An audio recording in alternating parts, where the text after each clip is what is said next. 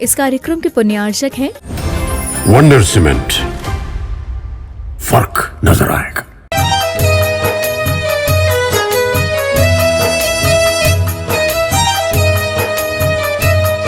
ओम नमः सिद्धेभ्यः। नमः श्री वर्धमानाय निर्धूत कलिलात्मने सालोकानां त्रिलोकानां यद विद्या दर्पणायते। अहिंसा परमो धर्म की, महावीर भगवान की। परम पूज्य आचार्य गुरुवर श्री विद्यासागर जी मुनि महाराज की जय। बोलिए परम पूज्य आचार्य 108 श्री समय सागर जी महाराज की, समस्त आचार्य संघ की। शुद्ध परमात्म तत्व को प्राप्त करने के लिए आलम्बन लिया जाता है। प्रत्येक संसारी प्राणी अपने अपने इच्छित वस्तु को प्राप्त करने के दृष्टि से भिन्न भिन्न वस्तुओं का अवलंबन लेता है।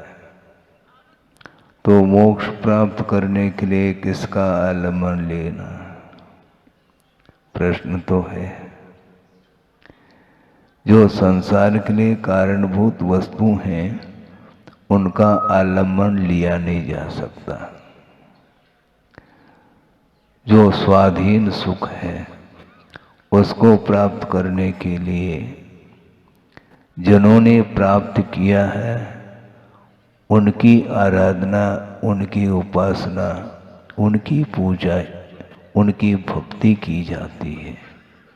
उनको छोड़ करके दुनिया में कोई वस्तु नहीं जो शुद्ध परमात्म तत्व को प्राप्त करने के लिए साधनभूत हो। इसलिए जिसका जो लक्ष्य होता है उसके अनुरूप ही वह उन वस्तुओं का जो कारण के रूप में है उसका आलम्बन लेता है। समझने के लिए छोटा सा बालक है, नवजात शिशु है, और वह किसका आलम्बन ले रहा है? पिता का नहीं, माँ का आलम्बन लेता है।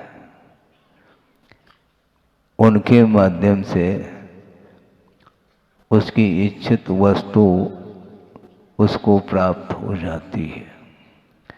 कोई विद्यार्थी है, विद्याध्ययन करना चाहता है, वह गुरु का आलम्बन लेता है। चाहे वह लौकिक ज्ञान हो अथवा परमार्थ संबंधी हो, गुरु का आलम्बन लिया जाता है। किसी को रोग हुआ है, उस रोग से निवृत्ति पाने के लिए औषधि लेना तो है, किंतु वैद्य का आलम्बन ले लेता है। कोई तैरना चाहता है अथवा नदी को पार करना चाहता है, तो नदी को पार करने के लिए तैरने की कला चाहिए। मान लो नहीं तैरना जानता है तो वो किसका आलम्बन लेता है? नाव का लेता है। अथवा तैरना सीखना चाहता है तो उसके लिए नाव के द्वारा तैरा नहीं जाता है, नहीं। जो स्वयं नाव में बैठ करके आप पार हो सकते हैं, किंतु नाव नहीं है और पार होना है तो भी आलम्बन लेता है। किसका लेता है आपको ज्ञात नहीं है। एक तुम्बी है और वह सूखी हुई तुम्बी, वह न स्वयं जल में डूबती है न दूसरे को डुबोती है। तो उसको कमर में बांधा जाता है और नदी में प्रवेश किया जाता है तो वह पार करने में वह सहयोग प्रदान उसके द्वारा होता है। तो इस प्रकार भिन्न भिन्न कार्य है जिसके लिए सहयोग प्रदान करने वाले भिन्न भिन्न पदार्थ हैं। तो आप भव समुद्र से पार करना चाहते हैं तो उसके लिए किसका आलम्बन लेना, किसकी शरण जाना, यह महत्वपूर्ण विषय है। संसारी प्राणी चाहता तो मोक्ष, किंतु आलम्बन किसका लेता है? वो पंच परमेष्टि का ही आलम्बन लेना चाहिए, क्योंकि जो अविनश्वर सुख है उसको प्राप्त कराने में बहिरंग निमित्त के रूप में पंच परमेष्टि हैं, उनकी आराधना करो। वस्तुतः जो पदार्थ नित्य नहीं अनित्य है तो अनित्य के शरण क्यों जाता है? नित्य हो तो उसका शरण ले लो। नित्य क्या है? मोक्ष, वह नित्य है। और संसारी प्राणी संसार में वह रह रहा है और वह संसार कैसा है? वो अशुभ है, शरण लेने योग्य नहीं, नित्य नहीं और वह दुखरूप है। और ठीक इससे विपरीत स्वरूप को लेकर के मोक्ष तत्व सामने आता है। तो जिसको प्राप्त करना है तो उसके योग्य साधनों का आलम्बन लेना ही हमें श्रेयस्कर है। और ये ज्ञान कहाँ से प्राप्त होगा? यह ज्ञान आगम से प्राप्त होगा। आगम को पढ़िएगा आप, और आगम को समझने की क्षमता भी आपके भीतर है, योग्यता आपके अंदर है, क्योंकि विचार विमर्श करने की क्षमता मन में है और सारे आप समनस्क हैं, संगी हैं। तो ऐसी स्थिति में उस मन का उपयोग तो करो। और मन है क्या वस्तु? वस्तुतः वह सूक्ष्म ज्ञानात्मक जो परिणति है ज्ञान गुण की, वही भाव मन माना जाता है। ज्ञान को ही इन्होंने मन कहा। जिस ज्ञान में विचार विमर्श करने की क्षमता रहती है उसी को, उस ज्ञान को ही भाव मन की संज्ञा दी है। इसलिए मनोयोग से सुनो ऐसा कहा जाता है। सुनने के लिए आपके पास दो दो कान हैं, किंतु फिर भी कहा जा रहा है मनोयोग से सुनो। आपके कान में शब्द आ रहे हैं, किंतु उपयोग यदि आपका अन्यत्र होगा तो कभी भी उस शब्द का अर्थ क्या है, उसका भाव भाषण संभव नहीं है। इसलिए ध्यान से सुनो ऐसा कहा जाता है। असंगी पंचेंद्रिय है जिसके पास कान है, किंतु उसका क्या मीनिंग है ये उसे ज्ञात नहीं हो सकता। वो आवाज तो आ रही है, किंतु उस आवाज के माध्यम से वह अर्थ तक पहुंच नहीं पाता, उसे ज्ञान नहीं होता। किंतु जिसके पास विचार करने की और वचनों को ग्रहण करने की क्षमता जिसके अंदर है, वही वस्तु के स्वरूप को जान सकता है। और मात्र वस्तु के स्वरूप को जानना मात्र पर्याप्त नहीं है। वस्तु के स्वरूप को जान करके जो हमारे लिए जो ग्रहण करने योग्य जो पदार्थ है उसी को ग्रहण करना है, बाहरी वस्तु को ग्रहण नहीं करना। फिर क्या करना महाराज? ग्रहण करने योग्य क्या है हमें बता दो आप। ये भी नहीं मालूम, जबकि मति बुद्धि आपके पास भी है। ग्रहण करने योग्य केवल आत्म तत्व है। अपने को छोड़ करके अन्य तत्व हमारे लिए ग्रहण करने योग्य नहीं है अथवा वह प्राप्तव्य नहीं है। उस आत्म तत्व को प्राप्त करने के लिए कुछ साधन सामग्री हो सकती है, वह हमसे भिन्न हो सकती है, उसको हम साधन के रूप में ही स्वीकार करें, किंतु वह प्राप्त करने योग्य वह वस्तु नहीं है। आपको क्या प्राप्त करना? स्वास्थ्य प्राप्त करना है मान लो, तो स्वास्थ्य आपके लिए क्या साध्य है? उस साधन क्या है? औषधि है। स्वस्थ होने के बाद भी औषधि लेते हैं आप? नहीं लेते ना, क्योंकि औषधि से तो ठीक हुआ, स्वास्थ्य ठीक हुआ बस पर्याप्त है, उसके बाद औषधि नहीं ली जाती। उसी प्रकार ये मार्ग है, जब तक मंजिल नहीं मिलेगा तब तक मार्ग का आलम्बन लिया जाता है, हमेशा के लिए मार्ग का आलम्बन लिया नहीं जा सकता। शुद्ध अवस्था जब तक प्राप्त न हो तब तक मार्ग के ऊपर हमेशा हमें चलना आवश्यक होता है। आप यहाँ से दिल्ली जाना चाहो, मान लो ट्रेन से जा रहे हैं, ठीक है, लेकिन स्टेशन पर दिल्ली उतरना पड़ेगा। नहीं, ट्रेन के माध्यम से आए हम ट्रेन नहीं छोड़ेंगे, ऐसा थोड़ी है। ट्रेन तुम्हारी है क्या? उसका तुम उसके स्वामी हो गए क्या? नहीं, वो एक साधन था, उसके माध्यम से उस दूरी को तय किया और प्रयोजन आपका था दिल्ली जाने का, जो भी प्रयोजन हो उसके लिए वह साधन उसको अपनाया है।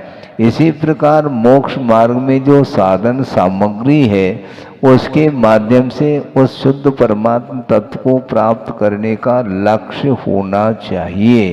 तो ये जितने भी इंद्रिय हैं, मन है, ये सारे सारे साधन के रूप में हैं और इसका सदुपयोग करते हैं तो वह साधन माने जाएंगे। यदि सदुपयोग नहीं करते हैं तो उसके माध्यम से कोई भी प्राप्त होने वाला नहीं। इसको समझना है। वो समझ में बात जल्दी नहीं आती, पता नहीं क्यों नहीं आती, जबकि मन आपके पास है। ये कैसे जानते हैं? भोजन करने से भूख मिट जाती है और जलपान करने से प्यास बुझ जाती है।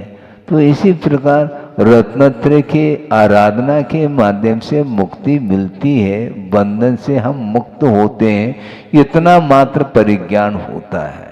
और इतना ज्ञान होने के उपरांत वह चल पड़ता है।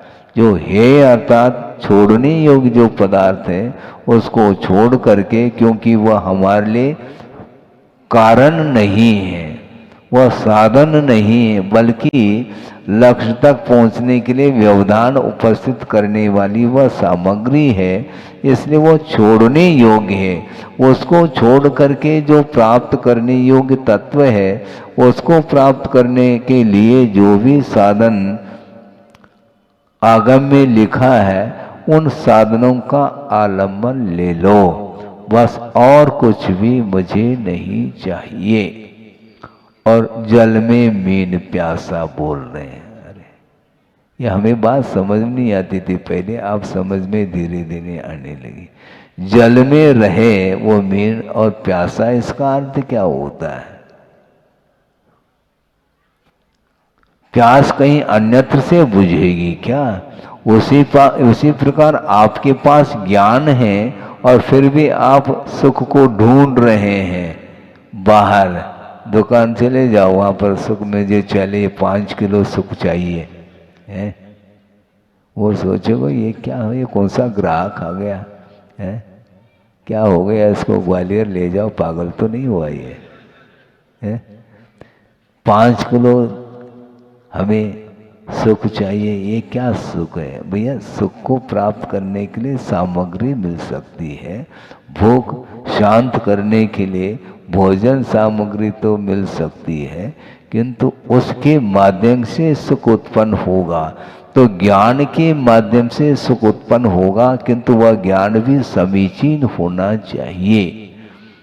अभी चर्चा चल रही थी महाराजों के बीच में कि वस्तुतः ज्ञान और चारित्र का मूल्य क्या है।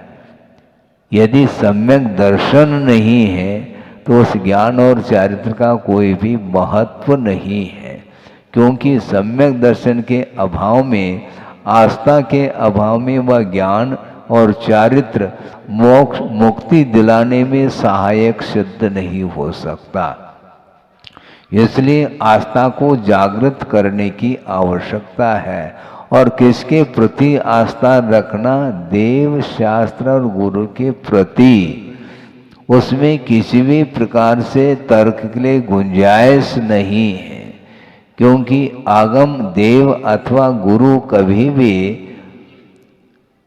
आपका अहित नहीं चाहते हैं, वो हित ही चाहते हैं। इसलिए उन्होंने जो कहा उसको बिल्कुल स्वीकार करो, भले ही आपको उसका ज्ञान हो अथवा न हो, किंतु श्रद्धान करेंगे और उसके अनुरूप कदम बढ़ाएंगे तो निश्चित रूप से हमें मुक्ति मिलेगी।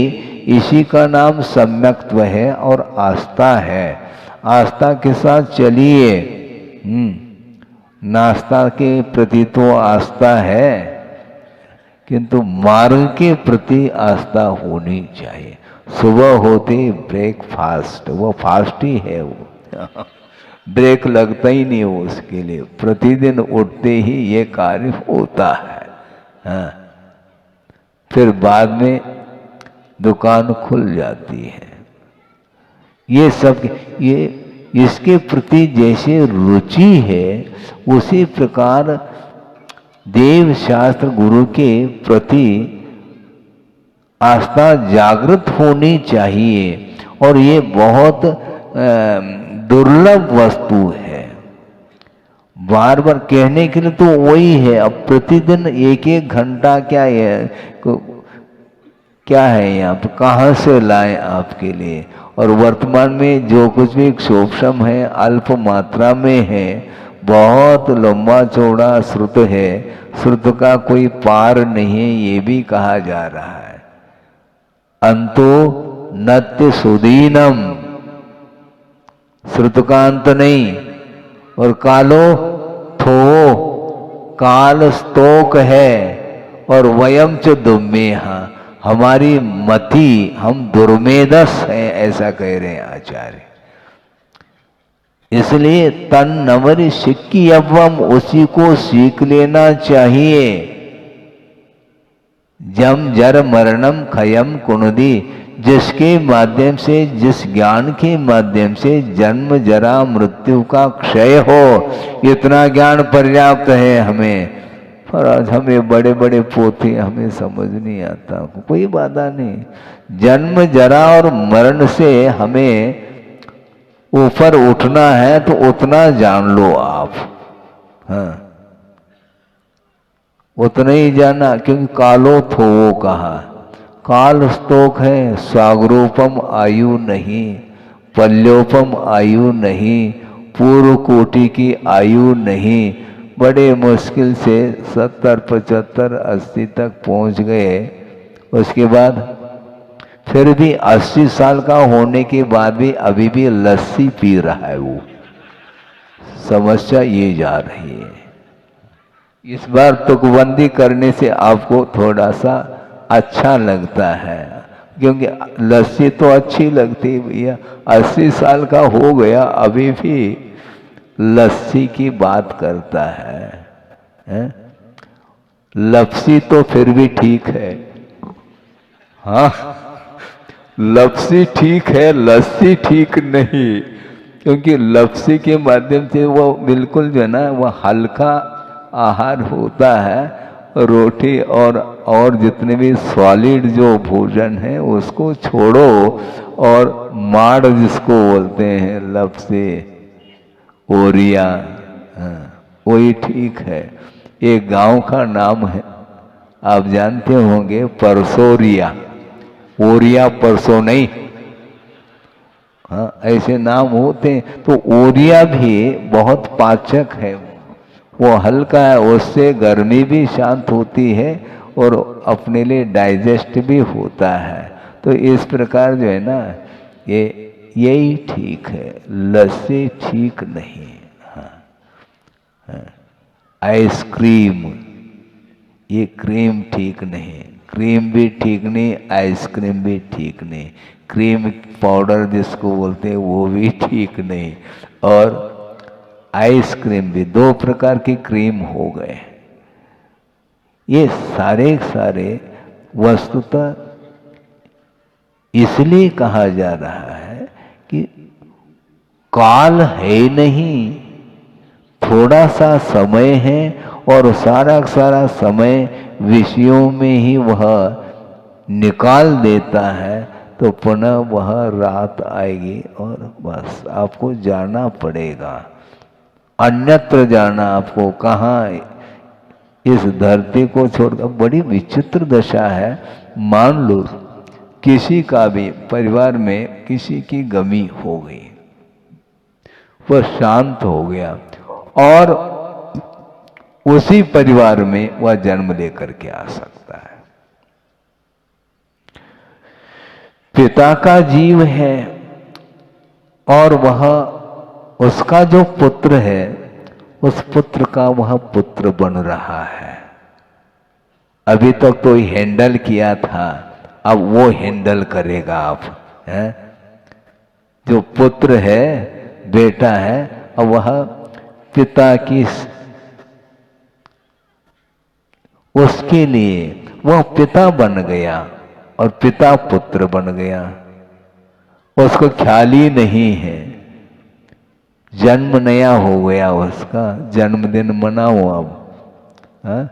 गमी हो गई तो कमी हो गई, तो पुनः एक जन्म लेकर के आया है। तो उसके जन्म के निमित्त से वह खुशी मना रहा है, जबकि वह पिता का ही जीव, जिसका अवसान हुआ था, जिस समय आपको दुख उत्पन्न हुआ था, वही उत्पन्न हुआ है। ये सारा सारा चक्र है, आपको दिखाई नहीं दे रहा है। कौन किसका अवसान हुआ और कहाँ पर उत्पन्न हुआ, ये कोई भी दृश्य आपको देखने को नहीं मिलता, कोई पहचान नहीं है। पुनर्जन्म इसी को बोलते हैं। जन्म जो होता है, अवसान होने के बाद जन्म होता है, और जन्म होने के उपरांत पुनः उसका अवसान होता है। ये चक्र, ये परंपरा, ये निरंतर चलती आ रही है। इसलिए जन्म, जरा और मृत्यु का क्षय जिसके माध्यम से होता है, उतना ही ज्ञान हमें पर्याप्त है, ज्यादा ज्ञान की आवश्यकता नहीं है। प्रयोजन भूत तत्व है। आप लोग भी बोलते हैं ना, क्या बोलते हैं? आम खाना है कि पेड़ गिनना है? क्या करना है आपको? एक आम पर्याप्त है। और कितने आम लगे कि गिन करके क्या कर लोगे? एक आम खा लो, पेट भर जाएगा तुम्हारा। लेकिन यही है, जो ज्ञान है उसका सदुपयोग नहीं करता, किंतु और के चक्कर में वह सारा सारा समय निकल जाता है। और दूसरी बात, वक्र बुद्धि वाला है, ये भी कहा है आचार्यों ने।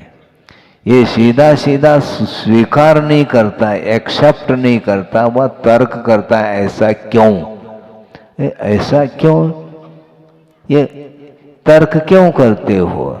जो कहा जा रहा है उसको स्वीकार करो, क्योंकि गुरु कभी भी अहित नहीं चाहते हैं। तो विश्वास रखो और आगे बढ़ो। नहीं महाराज, हम तो कस करके देखना चाहते हैं। हाँ, कसो, आप कमर कसो। क्या कसोगे तुम? मैं कस करके देखता हूं। प्रत्येक चीज का स्वाद लेकर के मैं श्रद्धान करूंगा। तो श्रद्धान करने की क्या आवश्यकता है? हम विश्वास कैसे करें महाराज?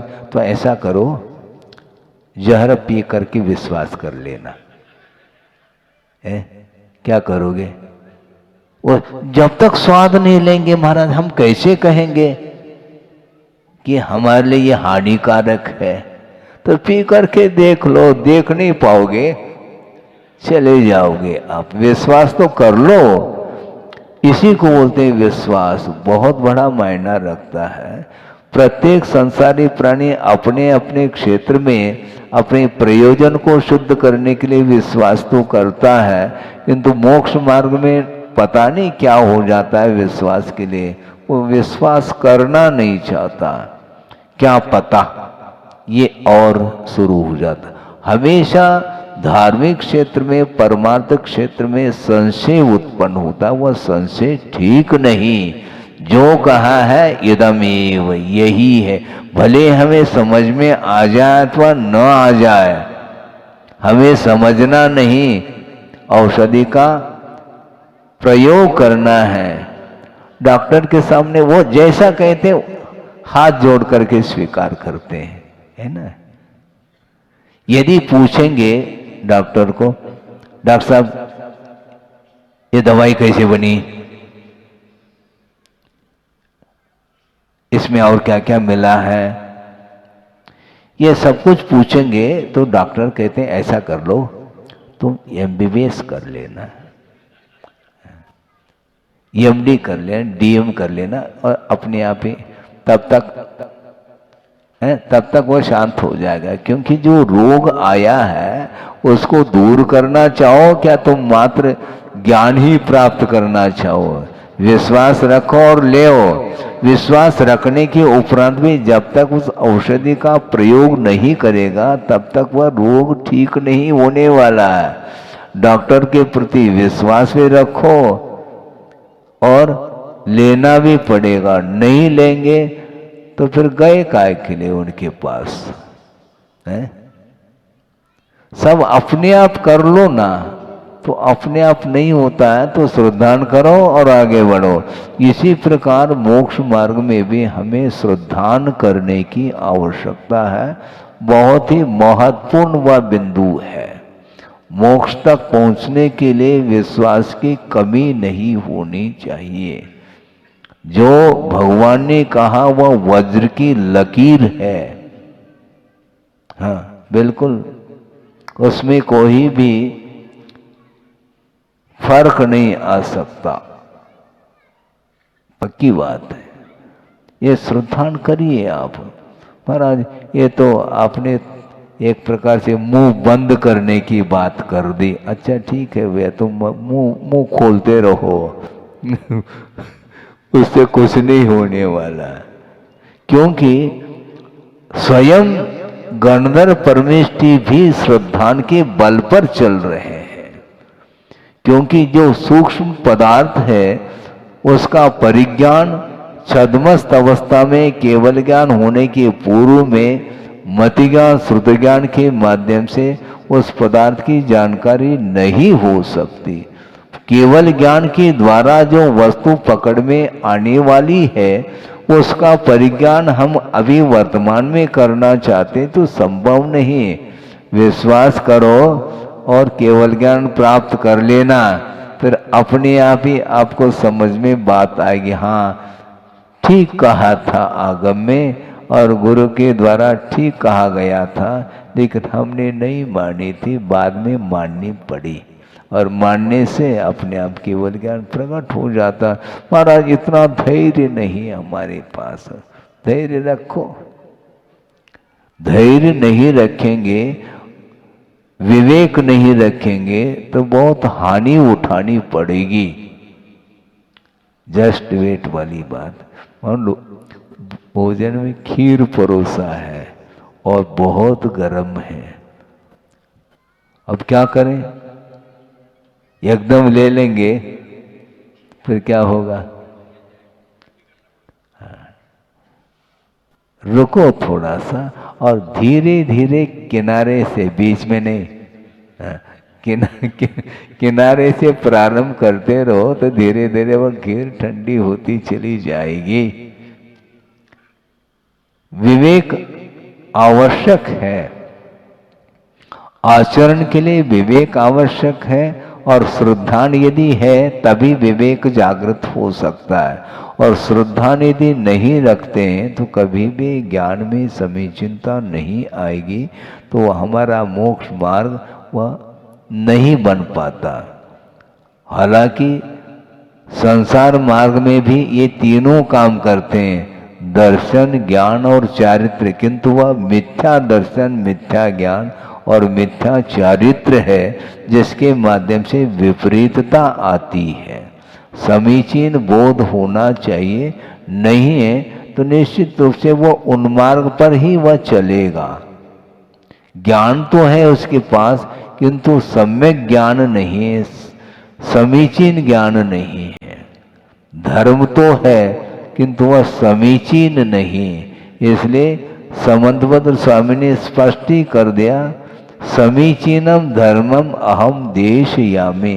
मैं समीचीन धर्म का कथन करता हूँ, प्रतिपादन करता हूँ, जो कि कर्म के विनाशक है। वो कर्म को नष्ट करने वाला वो धर्म है और उसके माध्यम से उत्तम सुख की प्राप्ति होती है। ऐसे धर्म का मैं व्याख्यान करता हूँ, ऐसा स्वयं कह रहे हैं।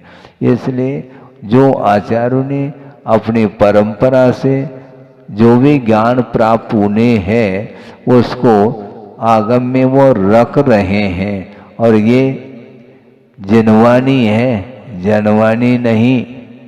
जिनेंद्र भगवान के द्वारा ये कहा हुआ है, और उसका यदि दुरुपयोग करोगे तो कभी भी फिर जिनवानी आपको नहीं मिलेगी। एक मराठी की कहावत आपके सामने रखूं, समय आपका हो रहा है, वो तो होगा, दिन होगा तो रात तो आने वाली है, उसमें क्या दिक्कत है। एक दिन आध पौन घंटा प्रतिदिन ये आगम के माध्यम से आप सुन रहे हैं कि एक मराठी की कहावत हमें स्मरण में आ रही है। वो ये है, ऐकावे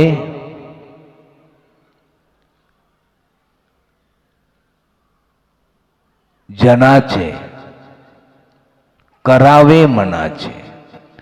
आप लोग भी बोलते हैं सुननी सबकी, करनी मन की, वही वाली बात इसमें है।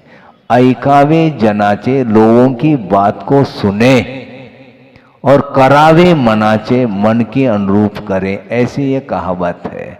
किंतु इसको थोड़ा सा और परिवर्तित करने का हमने प्रयास किया परमार्थ की दृष्टि से, कि ये जो पंक्ति है इससे थोड़ा सा हट करके इसमें क्या कहा, लोगों की बात सुने और मन के अनुरूप करें। अब हम ये कहना चाहते मन के अनुरूप नहीं करना, क्या करना फिर, ऐकावे मनाचे, मन की बात सुनो, करावे जनाचे, जिनेंद्र भगवान के अनुरूप करो, ये कहा जा रहा है। मन के अनुरूप नहीं करना, मन से करो किंतु मन के अनुरूप नहीं, जिनेंद्र भगवान के वचनों के अनुरूप अपने को आचरण करना है। जनवानी नहीं, जिनवानी है। इसलिए जिनेंद्र भगवान के द्वारा कहा हुआ जो वचन है वही वचन यह संसार से पार लगाने में सक्षम है, ये स्पष्ट लिखा हुआ है। इसलिए आप थोड़ा थोड़ा अध्ययन करिएगा। पूरा जटिल विषय मान लो आपके लिए ग्राह्य नहीं होता है, कोई बाधा नहीं। छड़ाला भी पर्याप्त है, 4 ढाल है। ढाल सुरक्षा के काम में आता है ना, तो 6 ढाल है। आप करना क्या चाहते, ढाल का प्रकरण भी होता है। तो 6 ढाला में प्रत्येक ढाल में भिन्न भिन्न विषय दिए हैं, तो उसको आप धीरे धीरे, क्योंकि हिंदी तो जानते हैं आप, हैं अंग्रेजी तो है ही नहीं, वो हिंदी में है और उसका व्याख्यान भी है, अर्थ भावार्थ आदि दिया है, उसको आप पढ़िए और परिवार के लिए भी पढ़ाइए आप। हाँ, विद्वान बन जाएंगे। खाली विद्वान नहीं बनना है। अभी तो वित्तवान हैं आप, वित्त अर्थात धन है, धनवान है, किंतु विद्वान बनो। लेकिन वह विद्वान वह कहलाता है, सम्यक ज्ञान जिसके पास है वही विद्वत्ता है। बाकी सारे विद्वत्ता वो काम में नहीं आती है।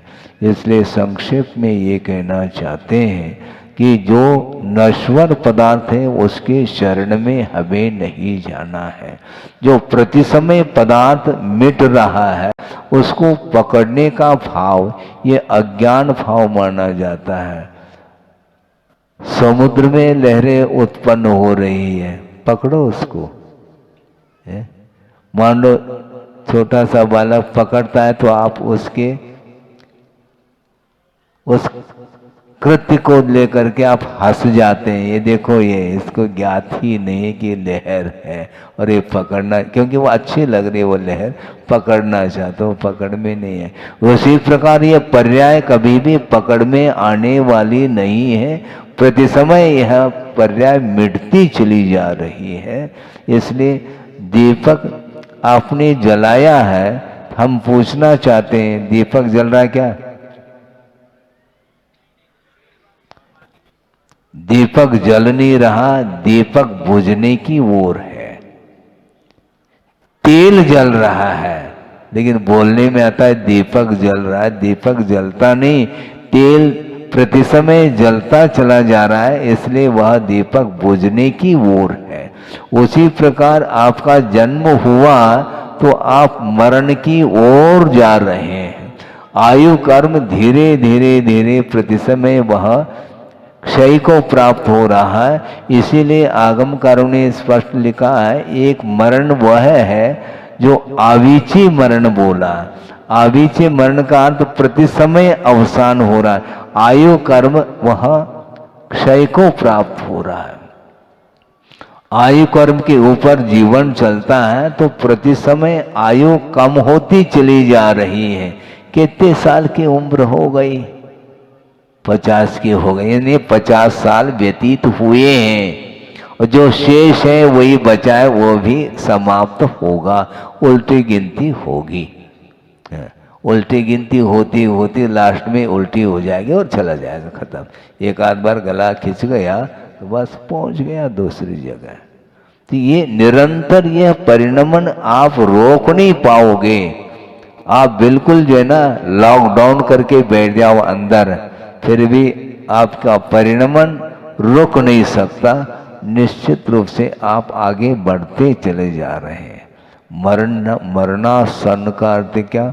बिल्कुल मरण होने को है उसी को वो मरणासन, इन्हें मरण के निकट पहुंचा है। निकट तभी पहुंचा है जब उसकी आयु पूर्ण होने को होती है। सूर्य उदित हुआ है, वह अस्ताचल की ओर जा रहा है। वह प्रति समय उसमें गति है। उस सूर्य की गति को आप पकड़ नहीं पाएंगे, इतना स्लो गति है उसमें। और धीरे धीरे धीरे 12 घंटे में वह पूरब से पश्चिम की ओर आ जाता है। उसी प्रकार आपकी ये पर्याय है जो मिली है कर्म के उदय में, और उसका सदुपयोग कर लेंगे तो निश्चित रूप से संसार का अंत हो सकता है। हो इस पवित्र भावना के साथ अहिंसा परमो धर्म की जय। आगम में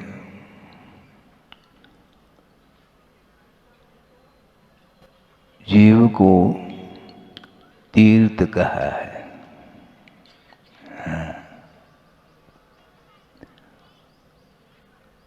किंतु बिना विशेषण के नहीं। रैनते संयुक्तो जीवो हवे उत्तमम तीर्थम संसारम तरय जदो रैनते दिव्यनामाये, ऐसा कहा। रत्नत्रय से युक्त जो जीव है वह उत्तम तीर्थ माना गया है, क्योंकि संसार से वह पार लगाने वाला वह तीर्थ माना जाता है। इसलिए रत्नत्रय रूपी दिव्य नाव के माध्यम से संसार को पार किया जाता है, और जो पार कर रहा है और पार कराने में अपना योगदान देता है, उसको तीर्थ की संज्ञा है। संसार में मान्यताएं विभिन्न प्रकार की हैं, ये अलग विषय है। शरीर को शुद्ध करने के लिए जल का क्या करते हैं आप लोग? स्नान करते हैं, और स्नान करने से वह शरीर शुद्ध होता है। एक व्यवहारिक भूमिका में है, उसका निषेध नहीं है, किंतु जो सप्त धातु से निर्मित जो शरीर है, वह शरीर को आप शुद्ध करना चाहते हैं, किंतु आत्म तत्व उससे शुद्ध नहीं हो सकता, और वह उत्तम तीर्थ के अंतर्गत नहीं आता। नदी है, सरोवर है आदि में आप अवगाहन लेते हैं और गर्मी को भी शांत करते हैं और शरीर को शुद्ध बनाते हैं, किंतु भीतर जो भरा हुआ है शरीर के अंदर, वह कैसा शुद्ध हो सकता है? सुगंधित वस्तु भी ये शरीर के संपर्क में आकर के वो अपने सुगंधि को खो बैठते हैं, वो मलिन हो जाते हैं। इसलिए आचार्यों ने कहा, रत्नत्रय के माध्यम से ही आत्मा को शुद्ध निर्मलतम बनाया जा सकता है, बनाना चाहिए। आगम एक ऐसा साधन है जिसके माध्यम से आत्मा का बोध होता है। आत्मा दिखाई नहीं देती, शरीर ही देखने में आता है, और उसके माध्यम से अपने आप को वह मानता है मैं इस रूप में हूँ, जबकि वह उसका कोई भी रूप नहीं है, कलरलेस, उसका कोई वर्ण नहीं है, स्पर्श रस गंध वर्ण से वह रहित है, वह शुद्ध परमात्म तत्व, किंतु शरीर के आश्रित वह आत्मा रह रही है, इसलिए वह नेत्रेंद्रिय का विषय बन रहा है। शरीर उसका वर्ण गौर वर्ण हो सकता है, अनेक प्रकार के वर्ण को लेकर के होते हैं, और उसमें शरीर में रुक्षता भी आ सकती है। कैसे? ठंड के दिनों में शरीर में रुक्षता आती है, इसलिए उसको स्नेहिल बनाने के लिए अनेक प्रकार के स्निग्धता को लिए हुए वस्तुओं का आप लेप करते हैं, लेप चढ़ा दो आप। इसके बाद भी वह शीत के कारण वह शरीर रुक्ष होता चला जाता है। शरीर कितने प्रकार के होते हैं? 3 प्रकार के शरीर बोला है कि कर्म की अपेक्षा से ज्ञानावरणादि ये द्रव्य कर्म है, राग द्वेषादि की ये भाव कर्म है, और ये शरीर है ये नो कर्म माना जाता है। कर्म का जब उदय आता है तो कोई औदारिक शरीर को धारण करता है, कोई वैकृत शरीर को धारण करता है, और एक आहारक शरीर भी होता है। और तेजस और कार्बन शरीर तो प्रत्येक संसारी प्राणी के लिए लगे हुए हैं। इनका संबंध अनादिकालीन संबंध है, और इसका विच्छेद जब तक नहीं होगा तब तक नवीन शरीर इस जीव के लिए प्राप्त होता चला जाता है। और शरीर मिल जाता है तो ऐसी स्थिति में इंद्रियां भी उसमें पाई जाती हैं और उन इंद्रियों के माध्यम से विषयों का ग्रहण होता है और विषयों का ग्रहण होते ही राग द्वेषादिक भाव पुनः उत्पन्न होते हैं। इसलिए राग द्वेषादिक को समाप्त करने के लिए शरीर के प्रति जो ममत्व भाव है, राग भाव है, उसको समाप्त करना चाहिए और शरीर के संपोषण के लिए ही जिन जिन वस्तुओं के माध्यम से शरीर का पोषण होता है उन वस्तुओं के प्रति वह राग भाव रखता है। शरीर के प्रति जिसका किंचित मात्र भी राग नहीं है तो वह अन्य पदार्थों से राग कैसा क्यों करेगा, वो नहीं कर सकता। अन्य पदार्थों के प्रति जो आकर्षण बन रहा है वह शरीर को लेकर के बन रहा है। इसलिए बार बार शरीर प्राप्त करना और शरीर पुनः छूटता है। कब तक वह वृक्ष हरा भरा रहेगा? आपने ही वृक्ष को लगाया है, वह वृक्ष बीज बोया है तो अंकुरित हो करके धीरे धीरे वह पौधा का रूप ले लेता है, फिर बाद में विशाल वृक्ष बन जाता है। किंतु वृक्ष बनने के बाद भी जड़ें उसकी बहुत मजबूत है और गहराई तक पहुंच गई हैं।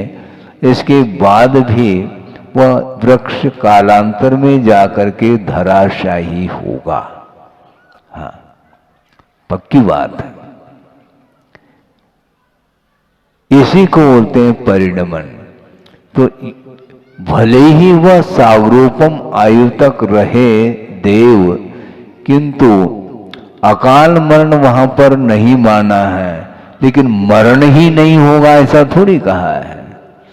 अकाल में किसी भी निमित्त को लेकर के उनका मरण नहीं होता, किंतु जितनी स्थिति है, जितनी आयु है, उतनी आयु तक वह रह करके उसके बाद उसका भी अवसान होता है। इसी को बोलते हैं पूरण और गलन। इसी का नाम पुद्गल बोलते हैं। वह पूरता है और गलित हो जाता है। ये इसका स्वभाव है, एक सा हमेशा रह नहीं सकता। आप कवलाहारी है मैं मानता हूं, किंतु मात्र आपका शरीर कवलाहार के द्वारा टिका नहीं। आप एक बार, दो बार, तीन बार भोजन कर सकते हैं, लेकिन प्रति समय आहार वर्गनाओं को वह जीव ग्रहण करता है, जिसके कारण यह शरीर टिका हुआ है। किंतु ऑक्सीजन मौलिक है, उसकी कीमत नहीं है। कोरोना में देखा होगा आपने, ऑक्सीजन की कमी आ रही है, तो जीवन का क्या मूल्य है वह समझ में आ जाता है। ऑक्सीजन की क्या कीमत है, किंतु उसके बिना जीवन जिया नहीं जा सकता। चाहे वह एकेंद्रीय हो, चाहे वह पंचेंद्रीय हो, ये बिना श्वास के दम घुट जाएगा, ये ध्यान रखो। तो इसको बोलते हैं कीमत और मूल्य में अंतर है। उसी प्रकार यहाँ पर जो समय मिला है, काल, ये बहुमूल्य वस्तु है समझदारों के लिए। नहीं है तो वो बहुमूल्य जीवन को भी वह विषयों में व्यतीत कर देता है।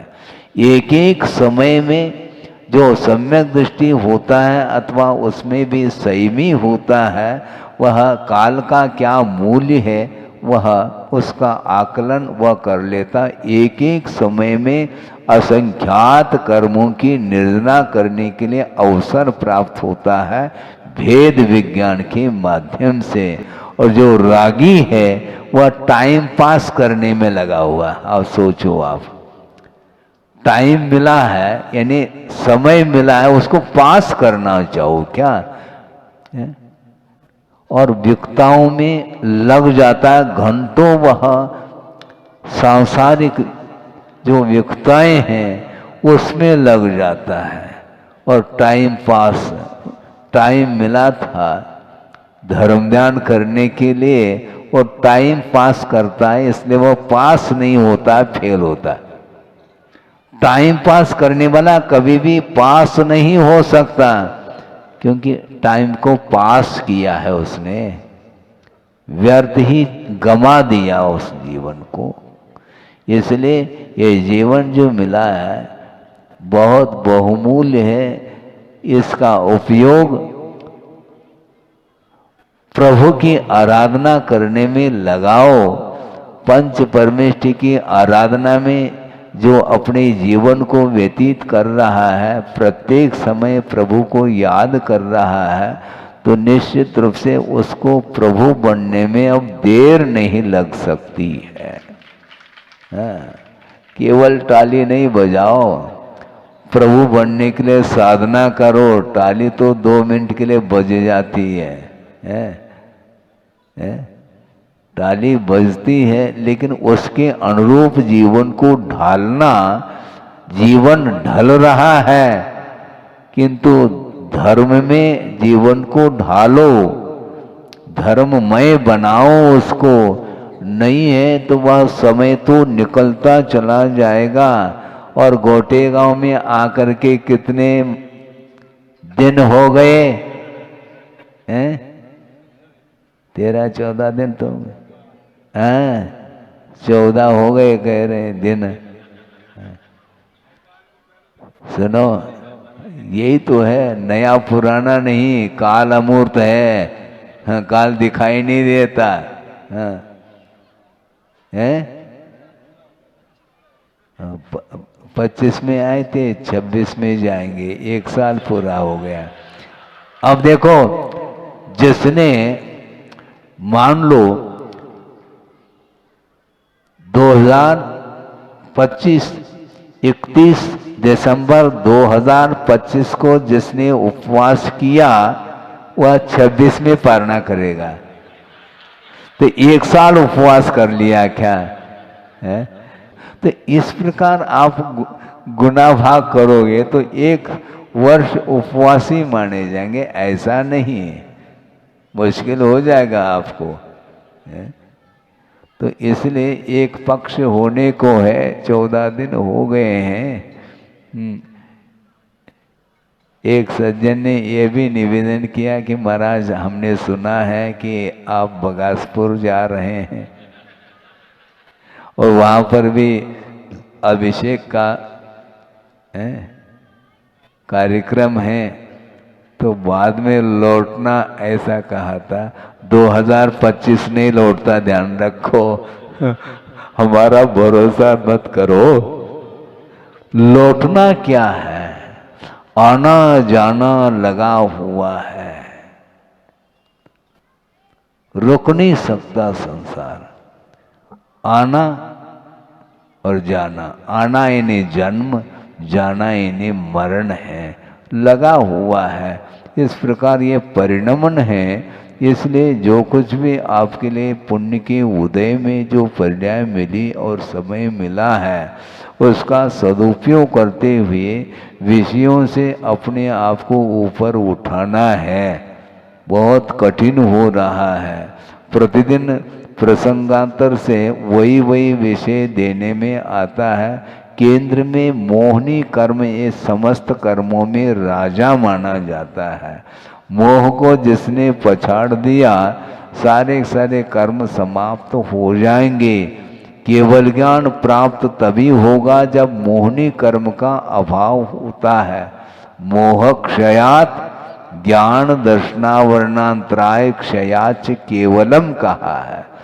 केवल ज्ञान जो प्रकट होता है वो मोहनी कर्म के क्षय के बाद एक साथ ज्ञानावरणीय, दर्शनावरणीय और अंतराय का क्षय करता है। इन तीनों घातिया कर्मों के क्षय करने के पूर्व में मोहनी कर्म का सर्वप्रथम क्षय किया जाता है। उसके बिना कोई भी उपाय नहीं केवल ज्ञान को प्रकट करने के लिए। और मोहनी कर्म का क्षय 10वें गुणस्थान में द्वितीय शुक्ल ध्यान के माध्यम से मोहनी कर्म का क्षय कर लेता है और फिर सीधा 12वें गुणस्थान में पहुंच करके अंतर मुहूर्त में शेष 3 घातिया कर्म का क्षय करके केवल ज्ञान को प्रकट कर लेता है। 8 साल अंतर मुहूर्त के उपरांत केवल ज्ञान को प्राप्त करने की योग्यता इसके अंदर आती है। रत्नत्रय को धारण करके केवल अंतर मुहूर्त ही साधना, उसके बाद सीधा केवल ज्ञान। ऐसी कौन सी साधना करते होंगे महाराज, वही महाराज जाने। हाँ, वो हमें ज्ञान हो जाए तो हमें क्या केवल ज्ञान हो जाएगा, फिर देर थोड़ी लगेगी। बहुत कठिन है वो परिणाम किस रूप में उनका होता होगा कुछ नहीं कहा जा सकता। भयंकर उपसर्ग में भी अंतर मुहूर्त में वह टिक जाता है उनका उपयोग। यह शरीर और आत्मा का कोई भी संबंध जो है वह भिन्न है। स्वरूप की अपेक्षा से इन दोनों में जमीन आसमान का अंतर है। शरीर का स्वरूप भिन्न है और आत्म तत्व का स्वभाव या स्वरूप भिन्न है। इस प्रकार जो अकाट्य श्रद्धान होने के साथ साथ उस रूप वह परिणमन कर लेता है। उपसर्ग होने के बाद भी एक क्षण के लिए भी उनके अंदर कोई विकल्प नहीं होता। जिस प्रकार आप लकड़ी को जलाते हैं तो वह लकड़ी, वह ईंधन जल रहा है, उस लकड़ी को कुछ हो रहा है क्या? नहीं हो रहा है। उसी प्रकार इस शरीर को आग लग गई मान लो, इसके बाद भी वह जीव उसके अंदर है, इसके उपरांत भी कोई प्रतिकार का भाव नहीं है। धन्य है वो, कैसी साधना होगी। लेकिन है ये, इसी को बोलते मोक्ष साधना। मोक्ष को प्राप्त करने की साधना ये अद्भुत साधना है। वो कब वो घड़ी आएगी, कौन सा समय आएगा, कौन सा सन आएगा। सन तो प्रतिदिन आ रहा है, आता है और अस्त को प्राप्त होता है। सन यानी सूर्य होता है, लेकिन ये सन साल भर में परिवर्तन को प्राप्त हो रहा है। ये काल अनंत काल से चला आ रहा है और अनंत काल तक यह काल कभी समाप्त नहीं होगा। प्रत्येक द्रव्य में जो भी परिणमन हो रहा है वह परिणमन करने की योग्यता द्रव्य के अंदर है, किंतु परिणमन कराने में निमित्त के रूप में काल द्रव्य का योगदान है। इसलिए परिणाम को कोई रोक नहीं सकता। परिणाम होता रहे, कोई बाधा नहीं। जितना समय मिला है उतने समय में अपने को करने योग्य कार्य को करके गुजरना है। अभी तक वह करने योग्य कार्य नहीं कर पाए हैं, कोई बाधा नहीं। जितनी क्षमता है, सामर्थ्य है, उसके अनुरूप शरीर के प्रति जो अटैचमेंट लगाव है उसको कम करते करते यदि आप धर्म की आराधना करते चले जाएंगे तो निश्चित रूप से जीवन का अर्थात संसार का अंत हो सकता है।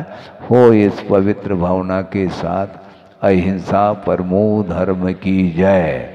बोधि समाधि परिणाम शुद्धि स्वात्मोपलब्धि शिव शोक सिद्धि चिंतामणिम चिंतित वस्तुदाने त्वा वंद मानस्य ममास्तु देवी। परम पूजाचार्य गुरुवर श्री विद्यासागर जी मुनि महाराज की जय। इस कार्यक्रम के पुण्यार्चक थे वंडर सीमेंट। फर्क नजर आएगा।